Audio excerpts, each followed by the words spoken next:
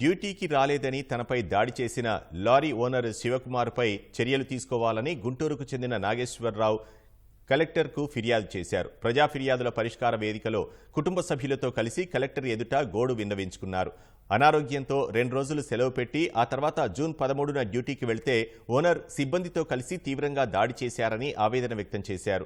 Owner దాడి చేయడం వల్ల తన భర్తకు మెదడు ఆపరేషన్ చేయించామని, కదల్లేని స్థితికి వచ్చారని బాధితుడి భార్య వాపోయారు.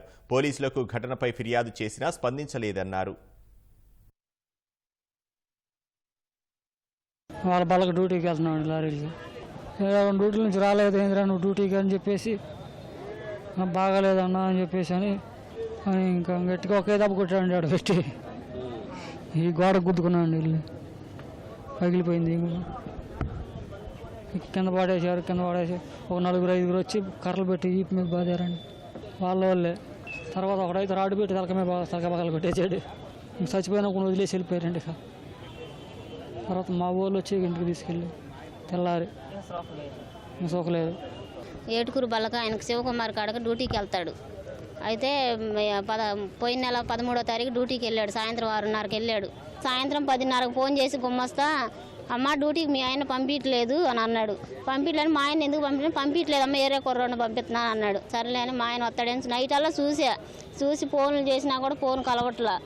మేము వెళ్ళాం, గుంటూరు వెళ్ళాం, ఆ వైట్కూరు బైపర్స్కి వెళ్తే ఆడు పడిపోయి ఉన్నాడు. నోటి నిండా ఈగలు పోయినాయి, కాలు చేయి పడిపోయి అసలు ఎటే పోయినాయి. మనిషి చనిపోయాడు అనుకుని మేము ఏడిచాం. కానీ కొద్దిగా ఊపిరి ఉంది. ఇంక తీసుకొని వచ్చి అమ్మని ఎండ్రాయి తీసుకొని వచ్చాం. చొక్కా ఇడిచి ఒళ్ళు దూడుదావులేని చొక్కా ఇడిచి చూస్తే ఈ తల వాచిపోయింది, బాగా ఇటు పక్క వాచిపోయింది, ఈపు నిండా దెబ్బలే. గుంటూరు తీసుకొని వస్తే డాక్టర్లు అన్నారు బ్రెయిన్ ఆపరేషన్ చేస్తేనే బతుకుతాడు, లేకపోతే బతకడు. అప్పటికప్పుడే బ్రెయిన్ ఆపరేషన్ చేశారు. హుషారుకుండా కాలు చేయమడికి పడిపోయింది. వాండర్కి ఫోన్ చేస్తున్నా కూడా ఫోన్ ఒకరోజు గుమ్మస్తా వచ్చాడు, హాస్పిటల్లో వచ్చి చూసి వెళ్ళాడు అంతే. ఇక ఎవరు రాలేదు. సరే ఏం మళ్ళీ ఏం కాదు, మరి న్యాయం చేయండి. పోలీసులు పట్టించుకోవట్లేదండి అసలు. మేమేం చేయాలి, మాకు పిల్లలు 2 ఆడపిల్లలు మరి.